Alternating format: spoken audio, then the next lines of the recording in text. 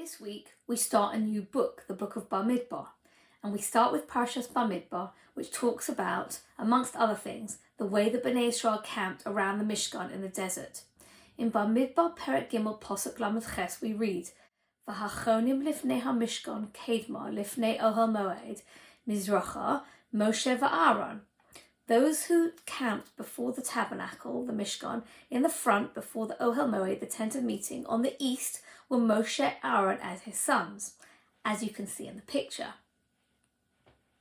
Rashi comments, look at who Moshe and Aaron's neighbours were and how significant it is. Usamuchin lahem degel machane Yehuda v'hachonim olav Yissachar and Zevulun. Yehuda was the main leader tribe, and next to him was Issachar and Zebulun. We learn from here, Tov latzadik, Tov lishcheno, good for the tzaddik and good for his neighbours. Lefi shehayu shchenov shel Moshe, shehayu osek b'Torah, na'asu gedolim b'Torah. Because Yissachar, Zevulun and Yehuda were the neighbours of Moshe Rabbeinu, who he himself was engrossed in learning Torah, they became great in Torah. Rashi makes a similar comment in Parshas Korach on the following posuk.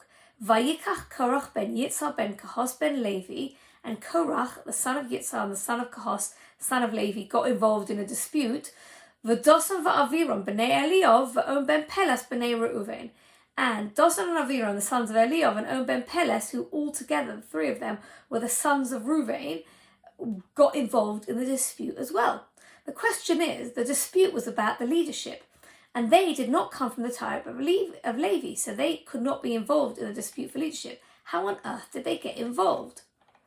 Rashi answers, Bishvil shehoyo shevet Reuven shoroi b'chanisom teimana, because Shevet Reuven lived, let's look at the map again, lived in the south, and their immediate neighbour above them was Kahos, who was like nearer around the Mishkan. Nishtatfu im Korach b'machlakoso. They got involved in Korach's dispute. And Rashi tells us, O l'rosha, O l'shchena. Woe is to the wicked one, and woe is to his neighbour. We learn in Tehillim Aleph Aleph, we read the following. Ashrei ha'ish asher lo halach ba'atzas rashaim. Happy is the man who doesn't go with the counsel of the wicked. U'v'derech chatoim lo amad, and he doesn't stand in the way of those who sin. U'v'moshav leitzim lo yoshav, and he doesn't hang around and sit down and make himself comfortable with people who are like clowns, make fun and mock things. Interesting, there are 3 verbs used in that posuk. The first one is lo halach, do not go. So that's sort of like just going on your way, maybe being nearby in the company of wicked people. U'v'derech chatoim lo amad. Don't make yourself comfortable and stop and sort of stand on a street corner having a conversation with people who are actually actively involved in sin. Because what will happen is you'll land up in a situation of a meshav leitzim lo yoshav. You shouldn't sit down and make yourself comfortable with those who mock and scorn. There's a progression. Be very careful. Just going past, just walking past, to standing on street corners, to sitting down and actively involving yourself with people who don't behave the correct way. In Pirkei Avos, Perek Beis Posuk Tes, we read, Ezehu derech yishara sheyidbak bo ha'adam.